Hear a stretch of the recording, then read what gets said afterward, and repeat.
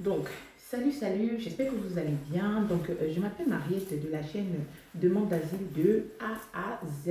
Je reviens aujourd'hui avec cette nouvelle vidéo où je vais rapidement vous présenter, partager avec vous quelque chose qui va peut-être vous aider.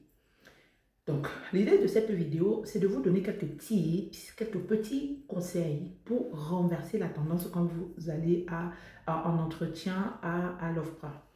Donc, je fais cette vidéo suite à un accompagnement individualisé que j'ai fait cette semaine. Donc, en gros, je vous mets un peu dans le contexte. Donc, j'ai un monsieur qui a pris un abonnement, oui, parce que je fais des accompagnements individualisés, donc payants, mais individualisés payants. Donc, il a pris son abonnement et il était convoqué à l'OFPRA. Pendant qu'on a fait donc 3 séances de préparation à cet entretien-là, et à la suite de son entretien, il est revenu vers moi en me remerciant et en me disant surtout que l'accompagnement l'avait beaucoup aidé parce qu'il y allait avec très peu d'appréhension parce qu'il savait plus ou moins ce qui l'attendait. Et suite à cela, je me suis dit, ben, finalement, il faut que je refasse une vidéo là-dessus où je vais vous donner quelques petits conseils si jamais vous attendez d'être convoqué à l'OFPRA. Le premier conseil, c'est que quand vous êtes convoqué à l'OFPRA, l'entretien, c'est avant tout un moment pour comprendre votre histoire.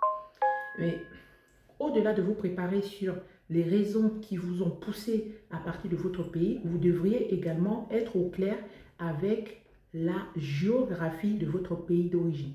Pourquoi je parle de cela? Parce que ce monsieur que j'ai accompagné m'a dit, Mariette, j'ai eu mon entretien gravitait autour de deux principales raisons. La première, c'était de présenter la géographie. Donc, en gros, la personne m'a dit, Mariette, j'ai eu énormément de questions sur la région, sur la localité de mon lieu de ma provenance, de mon origine, en fait, en gros. Donc, les questions gravitaient pour la plupart sur où est-ce que j'ai fait mes études, quelle était la distance entre une région et une autre. En fait, il me dit qu'il a fait presque 1 heure et demie de questions sur la localité de provenance et surtout sur l'origine, sur la ville de résidence où ses enfants, où il a grandi et où il vivait avec sa petite famille. Donc, cette vidéo, avant tout, c'est pour vous pour vous rappeler que l'entretien va certes porter sur les raisons de persécution, mais aussi l'officier est à même de venir vous chercher sur les éléments, sur la localité, sur la région dont vous êtes originaire. Donc, avant d'aller à l'entretien, comment avoir de l'aisance et surtout comment inverser la courbe pour être suffisamment prêt et ne pas paniquer, ne pas perdre ses moyens quand on va à un entretien. Ceci est valable pour l'entretien d'embauche, mais aussi pour l'entretien à l'OFPRA parce que c'est un entretien, c'est un moment assez fatidique pour vous. Dites-vous que s'il y a quelqu'un qui maîtrise l'histoire, son histoire, sa région, son pays, c'est vous. L'officier, certes, a déjà peut-être voyagé quelques jours, mais il n'a pas vécu comme vous avez vécu dans votre pays. Donc, il y a des éléments que seuls vous les connaissez. Seuls vous les maîtrisez. Donc, l'officier, en fait, en gros, il connaît votre pays peut-être que sur une carte, alors que vous y avez vécu jusqu'à peut-être votre majorité. Donc, l'idée pour prendre la main et surtout pour garder la main sur son entretien et garder l'aisance, garder surtout, si vous voulez, cette facilité qu'on a quand on présente quelque chose qu'on connaît, c'est de vous dire que, en gros, ce que vous devriez vous dire, c'est que c'est votre histoire. Oui, c'est votre histoire. Ce n'est pas l'histoire de l'officier. C'est vous qui avez vécu des choses. Donc, s'il y a quelqu'un capable d'apporter autant de précision, c'est vous. Parce que les éléments, les subtilités, les coins et recoins de l'histoire, c'est vous qui les avez. Ça, c'est la première chose. La deuxième chose, vous ne devez pas perdre la main, vous devez garder l'aisance dans votre entretien parce qu'en fait, ça vous permet aussi de vous dire que, mais attendez, c'est comme si moi je viens vous demander, c'est comme si moi je viens auprès de vous poser une question sur quelque chose que vous avez vécu. Quand on a vécu quelque chose, on a une facilité à transcrire ces choses. à moins que à moins que vous soyez malheureusement paralysé par le traumatisme, le traumatisme de la situation. Oui, parce que des fois, j'ai accompagné des personnes qui ont vécu des choses atroces, mais qui n'arrivaient pas à en parler parce que c'était beaucoup trop douloureux. Donc, il faut, avant l'entretien, si vous souhaitez vraiment être à l'aise, parce que l'officier, si, en gros, il est là pour vous questionner sur votre histoire. Donc, l'idée pour vous, c'est de mieux vous préparer.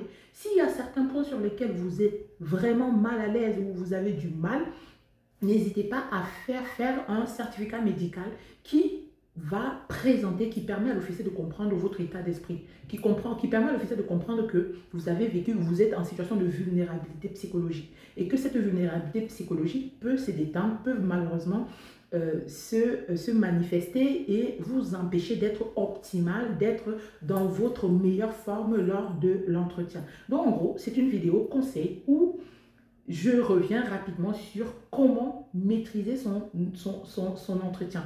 Un entretien, c'est votre entretien. Et c'est un peu comme quand je dis un entretien d'embauche. Vous venez vous vendre. Dans l'entretien de l'OFPRA, vous venez donner des éléments, vous venez raconter votre histoire. Et cette histoire-là, c'est la vôtre. Donc, ce que je disais en gros, cette histoire-là, c'est la vôtre. Ce n'est pas l'histoire de quelqu'un d'autre. Donc, si vous avez vécu cette histoire-là, vous êtes à même de pouvoir la présenter avec autant de clarté, avec autant de... Parce que ce monsieur-là dont je fais référence, que j'ai accompagné, quand il est revenu me voir et donc quand on faisait le point sur comment il s'est senti pour son entretien, il m'a dit merci beaucoup parce que non, finalement, j'ai pu appréhender l'entretien, mais aussi j'ai pu donner le maximum de ce que je pouvais donner. C'est-à-dire qu'à cet entretien-là, vous n'avez pas à perdre la main, vous n'avez pas à vous sentir déstabilisé. Pourquoi vous êtes déstabilisé? On vous demande de raconter ce que vous avez vécu. C'est-à-dire que vous n'avez pas à être déstabilisé parce que c'est vous qui détenez la vérité. C'est-à-dire la vérité vous revient. Donc après, l'officier qui vous protège ou qui ne vous protège pas, vous, quand vous y allez, soyez rassurés que s'il y a quelqu'un qui connaît, s'il y a quelqu'un qui a vécu quelque chose, s'il y a quelqu'un dont l'acteur principal, c'est vous.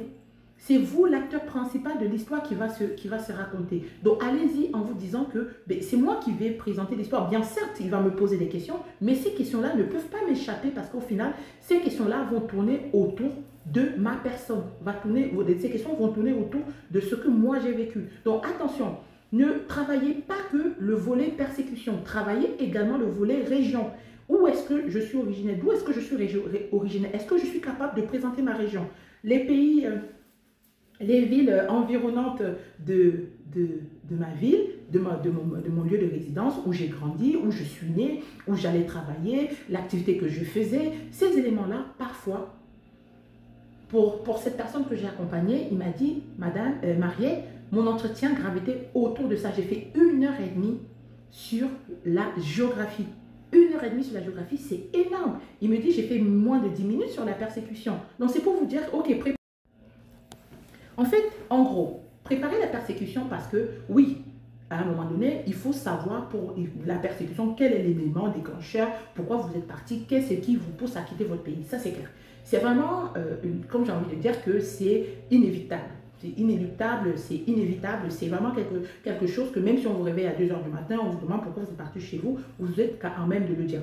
Mais quelquefois, les personnes ne comprennent pas pourquoi l'officier va venir les questionner sur la région, sur la géographie de leur pays d'origine, où est-ce que vous êtes né, pourquoi vous avez vécu là, qu'est-ce qui s'est passé là. Et les personnes vont se sentir déstabilisées, mais parce qu'elles attendent tellement qu'on leur pose des questions sur, oui, mais quand est-ce que vous êtes parti, pourquoi vous êtes parti, et qu'est-ce que vous avez vécu, qui étaient les persécuteurs, qu'elles vont bâcler. C'est-à-dire que toute cette partie sur la géographie, elles vont le faire, franchement, c'est une partie où elles vont le faire de façon claire parce qu'elles vont attendre impatiemment qu'on leur pose des questions sur la persécution. Donc voilà, aucune partie, aucun élément n'est à négliger des questions qui vous sont posées par l'officier.